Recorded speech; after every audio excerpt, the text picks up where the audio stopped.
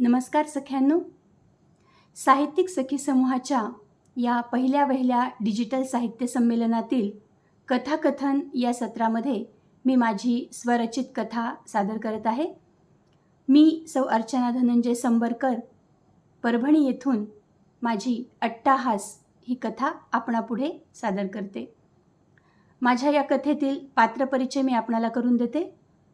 कथेची नायिका आहे रश्मी, जी एका बँकेत काम करते. तिचे पती रंजन, जे मार्केटिंग फील्डमध्ये आहेत. तिची मुलगी स्वप्नजा, जी कॉलेजमध्ये शिकते, आणि मुलगा स्वप्नील, जो इयत्ता 11वीत आहे. त्याचबरोबर तिचे सासू सासरे देखील तिच्यासोबत राहत असतात. तर असं हे छानसं कुटुंब. बघूया अट्टाहास या कथेमध्ये काय कथानक दडलेलं आहे. स्वप्ना, अगं ए स्वप्ना, उठ ना, बघ किती वाजलेत. मलाही निघायला उशीर होतोय. हे रोजचंच आहे. उगीच हिचं नाव स्वप्नाजा ठेवलं. उशिरापर्यंत झोपून नुसती स्वप्न बघत बसते. रश्मी वैतागून बोलत होती. आईचा चढलेला आवाज आणि शब्दांचा रागरंग बघून स्वप्नजा उठली. आईने चहाचं आधण ठेवत असताना स्वप्नजा आईला पाठीमागून जाऊन बिलगली. आई उठली, तुला किती वेळा सांगितलंय, जरा चिल करत जा. किती टेन्शन घेतेस आणि देतेसही. मला माहिती आहे तू गेल्यानंतर रोज काय काय कामं करायची ते. अगं, इतका वेळ असं लोळत पडल्यावर कॉलेजच्या वेळेपर्यंत आटोपशील का सगळं? आणि आज नेमकी आपली छाया पण नाही आली आहे कामाला. बरं, तू तुझं आवरून घे, मी बघते सगळं. सहज स्वप्नजा म्हणाली. हे बघ, स्वयंपाक सगळा झालाय, फक्त वरणाला फोडणी द्यायची आहे. आजोबांना बिना फोडणीचं वरण आवडत नाही. आजीसाठी साधी वेगळी भाजी काढली आहे, त्यांना तीच दे. स्वप्नीलला गरम फुलके करून दे, तो जेवायला बसल्यावर. आणि हो, तू पण तो लाडू खाऊन नीट नाश्ता करून जा. बाय, मी निघते.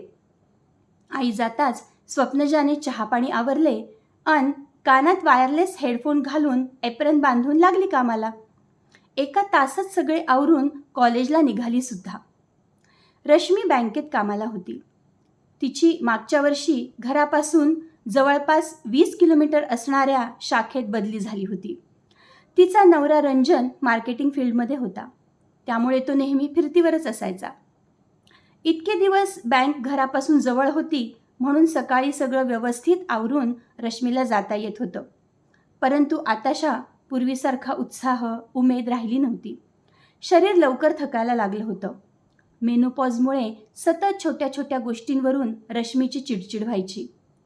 रश्मीच्या जाण्या येण्याचा एक तास वाढला होता. त्यात ट्रॅफिक लागलं की विचारायलाच नको.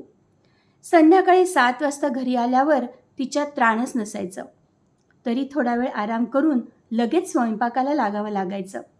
कारण सासूसासऱ्यांचं पथ्यपाणी, औषधांच्या वेळा सांभाळायच्या असायच्या. इतक्या वर्षांपासून वेळेवर नीट व्यवस्थित सगळं करण्याची सवय तिला लागली होती आणि तिच्याकडून काम करून घ्यायची इतरांनाही. शिवाय नवरा 4 दिवसांनी घरी आला की त्याला ती फ्रेश दिसायला हवी असायची.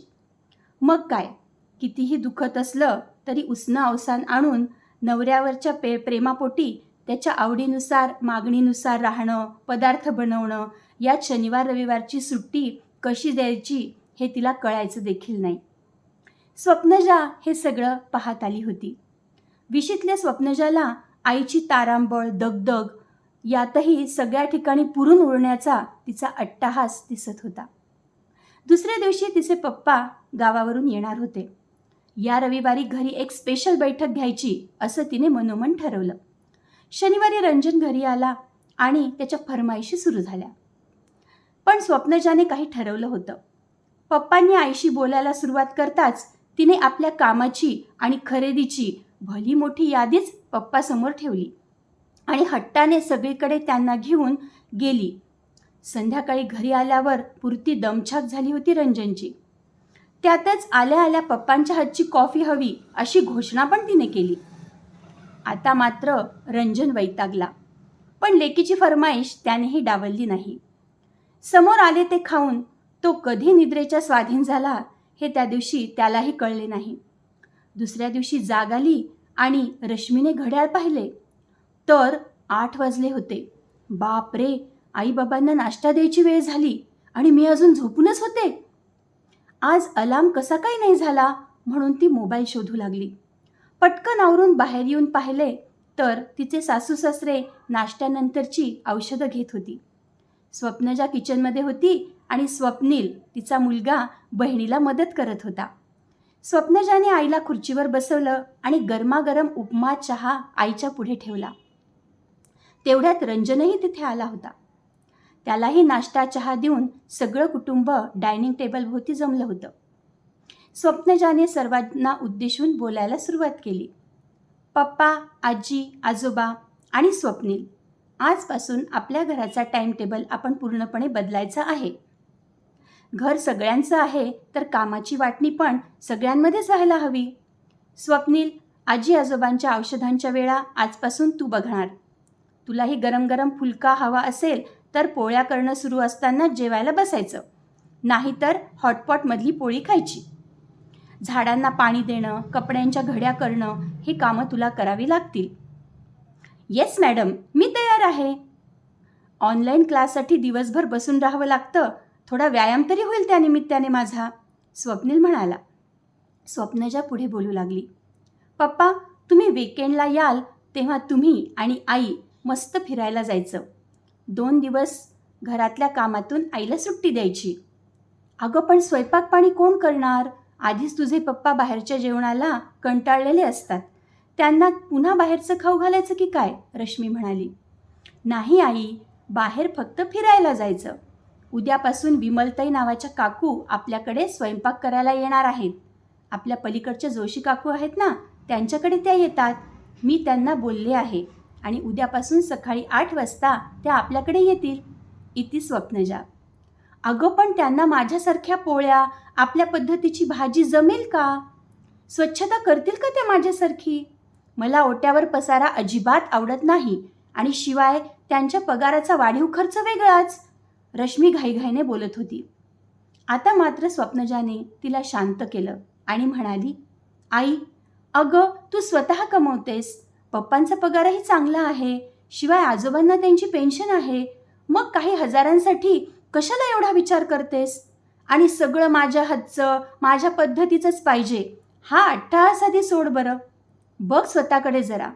45शीतली असूनसुद्धा तू दिसतेस 55ची. अगं सगळं मीच करणार, माझ्याच हातचं सर्वांना लागतं, ही तूच लावलेली सवय.